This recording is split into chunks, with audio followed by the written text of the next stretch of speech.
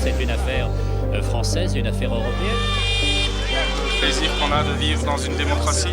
L'important, c'est d'avoir vécu un moment ensemble. Depuis 1997, dans le pays de Bitche, depuis 2005 à Sarreguemines et Sarralbe, des JRI sillonnent l'arrondissement pour relater l'info locale. Des heures d'archives ont ainsi été enregistrées sur des cassettes, des DVD, des disques durs et des serveurs. La mémoire audiovisuelle du territoire.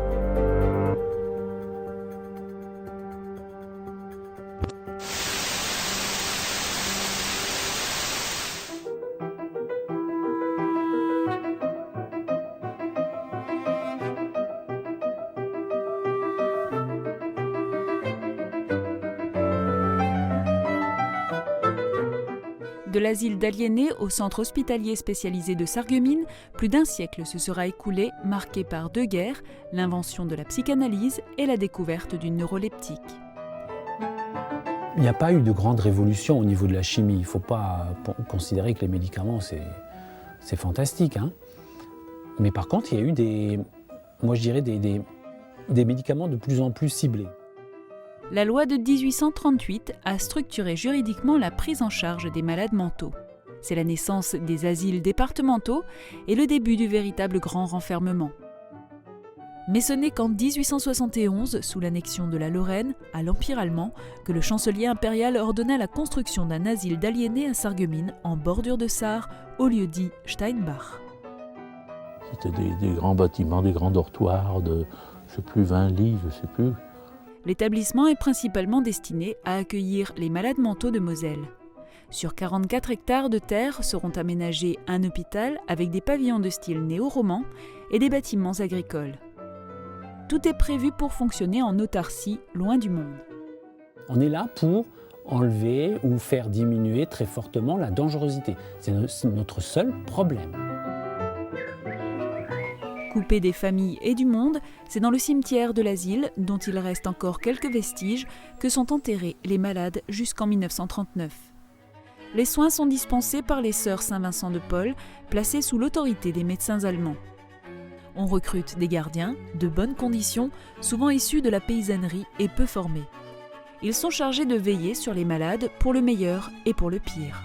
En 1919, la Moselle redevient territoire français. Nombre d'infirmiers allemands sont licenciés et des cours de français sont dispensés aux infirmiers. Il y a plein de grabataires à lever, à faire pipi, à faire. Il y en a qui dorment mal, qui crient, qui se mettent à crier la nuit ou le jour. Non, c'est pas. Il faut aimer le métier. Il faut s'attacher. L'asile d'aliénés a fonctionné ainsi jusqu'à la Seconde Guerre mondiale. On recense une population de 600 à 700 malades, bien plus que les 400 prévus initialement.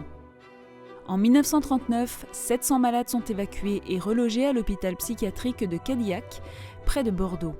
Certains succomberont à la famine sous le régime de Vichy qui laissait mourir ses fous. Dans un contexte polémique, le Conseil général entreprend la reconstruction de l'hôpital psychiatrique. Les travaux s'échelonnent de 1954 à 1959 et concernent principalement la réhabilitation des vieux pavillons de l'ancien hôpital. Je suis arrivé le 7 mars 1955 au centre, quoi. Il y avait les CRS, là. Ils sont partis plus tard, quoi. Ils sont partis vers les fin 56, je crois, ils sont partis. Sarreguemines a donc ouvert ses portes, je crois, en 1957, si mes souvenirs sont bons, pour deux raisons essentielles. La première, c'était la création des quartiers de sûreté, de l'UMD, et deux autres pavillons qui s'appelaient Charcot et Pinel, ou qui recevaient des malades mentaux, je dirais, habituels, enfin, qui n'étaient pas dangereux. Il y avait un pavillon, le pavillon Charcot, où j'étais moi. C'était que des femmes, des infirmières. Et à côté, il y avait un autre pavillon qui était que les hommes. Il n'y avait pas la mixité. L'hôpital, fermé en 1939, rouvre ses portes le 19 novembre 1957. À l'ouverture, une seule section de sûreté, baptisée Cabanis, accueille les malades difficiles. Lausier n'ouvrira ses portes qu'un an plus tard, en 1958. 2 autres pavillons, Charcot et Pinel, reçoivent les malades réadaptables à la vie agricole, provenant essentiellement de l'hôpital psychiatrique de Lorquin, alors surpeuplé. Le service des enfants Bourneville a vu le jour en 1959 avec une capacité de 90 lits pour atteindre le double en 1960. À cette date, le centre psychothérapique fonctionne à pleine capacité avec 766 malades hospitalisés. Le nouveau plan national d'équipement sanitaire et social instaure la sectorisation. Un nouveau programme de réorganisation donne jour aux pavillons de secteur. Le préfet de la région Lorraine, en présence du président du Conseil général et le maire de Sarreguemines, scellèrent officiellement la pierre de fondation des nouveaux services psychiatriques sectorisés le 7 décembre 1965.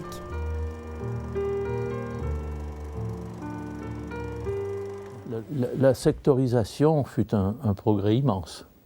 Un progrès immense.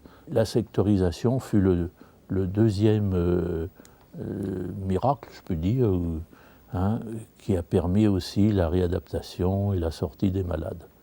C'était moins évident que l'ancien fonctionnement des hôpitaux psychiatriques, où il n'y avait que l'hospitalisation. Tous les mercredis, le docteur Oswald faisait le dispensaire avec l'assistante sociale et une infirmière ou un infirmier. Les services sont répartis en secteurs de psychiatrie dotés de pavillons à l'intérieur de l'hôpital ainsi que de structures extra-hospitalières. Centres médico-psychologiques, hôpitaux de jour et centres d'accueil thérapeutique à temps partiel sont implantés à Sarreguemines, Bitche, Frémin-Merlebach, Forbach pour une population totale de plus de 200 000 habitants. Autant de structures destinées à rapprocher le patient de sa famille. Parallèlement, le nombre de lits diminue. L'hôpital psychiatrique change à nouveau de dénomination et devient le centre psychothérapique de Sarreguemines. La prise en charge des malades dangereux date de 1957. Dès la réouverture du centre psychothérapique, les anciens locaux de l'asile d'aliénés sont affectés à l'accueil des malades difficiles. Nommés tour à tour quartier de sûreté, quartier de force, quartier de haute sécurité et unité pour malades difficiles, il n'en reste pas moins que la dangerosité des patients nécessite des dispositions de sécurité particulières et des soins adaptés. Au départ, quand ces malades sont venus donc à Sarreguemines, la plupart d'entre eux, à ce moment-là, venaient de Heurt. Heurt avait une unité pour malades difficiles assez importante.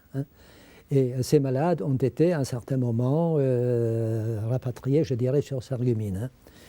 Et nous avions quand même, par l'intermédiaire de nos collègues de Heurt, une certaine idée concernant donc, les mesures à prendre, surtout au niveau sécurité.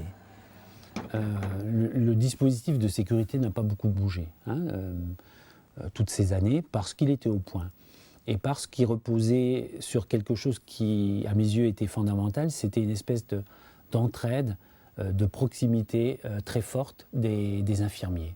Le nombre de personnel était plus élevé que dans les autres pavillons. C'était 1 pour 6 obligatoirement. Alors donc 1 pour 6, ça va déjà mieux que 3 pour 80, c'est évident. Donc la surveillance était bien exercée. En principe, on ne pouvait pas ouvrir une porte sans que l'autre soit fermée pour éviter l'évasion. Une équipe de sécurité a été mise en place en octobre 2005.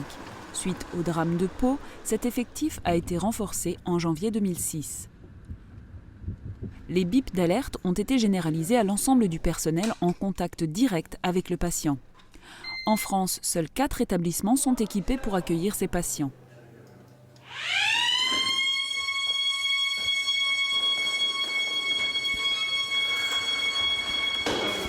Le CHS de Sarreguemines reste une référence dans l'univers hospitalier de la psychiatrie. Plus de 400 lits existent en France, en UMD, dont 40% se trouvent à Sarreguemines. À partir de 1991, un large programme de restructuration et d'humanisation est entrepris dans une perspective de modernisation des UMD. Les anciens bâtiments datant de 1875 sont vétustes et non fonctionnels. Ils vont peu à peu laisser place à des pavillons modernes et conformes. Longtemps laissés pour compte, les enfants polyhandicapés, désignés comme arriérés profonds, ne bénéficiaient d'aucun soin particulier et d'aucune structure d'accueil. Leur espérance de vie ne dépassait pas l'adolescence. Le CHS ouvre Bourneville en 1959, un pavillon pour la prise en charge d'enfants curables et incurables. Tout à fait, au départ, on avait quelques 300 polyhandicapés au CHS, des enfants. Du premier jour où j'ai commencé là-bas, je me suis dit c'est pas possible qu'on puisse laisser des enfants comme ça. Heureusement qu'il y a un centre. Au fil du temps, l'espérance de vie a augmenté. Grâce aux tests de dépistage, les cas d'enfants atteints diminuent. Les enfants polyhandicapés devenus adultes rejoignent les unités PHA. Face à l'évolution, il devenait nécessaire de répondre à de nouveaux besoins dans la prise en charge de ces malades. Là aussi, les soins ils étaient fonction du nombre de personnel. Or, on a toujours manqué de personnel dans ces pavillons d'enfants. En 1980, un service PHA regroupe les patients de tout secteur géographique confondu. Alors que les soins prodigués relevaient principalement de l'hygiène, un nouvel aspect de la prise en charge va considérablement faire évoluer le service. Le lieu de vie et l'environnement des patients rentrent dans le programme de soins. On tente de recréer du lien social par des activités à visée sociothérapique.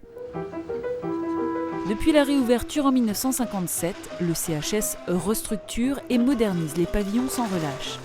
Extension du pavillon La Roseraie en 2006, réhabilitation des Glycines en 2004, restructuration du pavillon Les Lilas en février 2006. L'investissement porte sur le confort et sur la qualité des soins grâce à l'acquisition d'équipements fonctionnels tels la balnéothérapie et la construction du centre social. Pour répondre aux besoins de santé d'une population vieillissante, une unité de soins de longue durée ouvre ses portes en 1988. Cette unité, appelée les Myosotis, a fait l'objet de travaux de réhabilitation et d'extension en 2001. Début des années 70, nouvelle dénomination, le CHS. Jusqu'alors, les patients hommes et femmes étaient soignés dans des unités séparées. Le 1er novembre 1972, les pavillons de secteur deviennent mixtes. Plus de 23 millions d'euros sont consacrés au projet d'établissement qui vise à rénover les unités d'hospitalisation.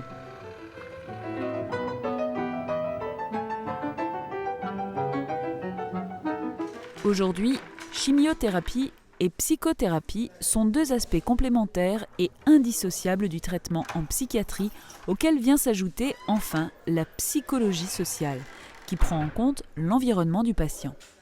Le CHS crée en 2004 le pôle de réadaptation psychosociale. Activités d'ergothérapie et sportives sont proposées à l'ensemble des patients de l'établissement et dans le secteur extra-hospitalier sur prescription médicale. Méthode thérapeutique utilisée dès l'ouverture de l'hôpital, l'ergothérapie s'est considérablement développée. Elle est aujourd'hui au cœur de la réadaptation psychosociale.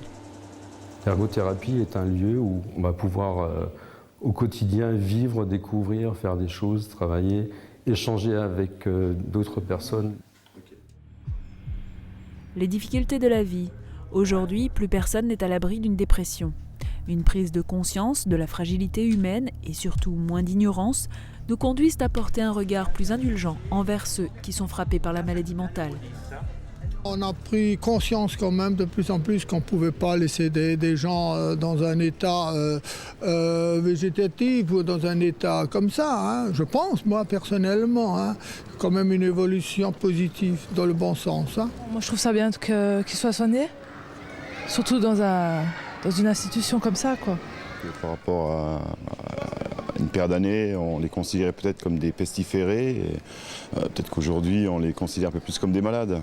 Peut-être une évolution dans ce sens-là. Dans le temps, on n'était que fous. Maintenant, on est schizophrène, on est ceci, on est cela. Vous voyez, on différencie quand même les maladies. Hein.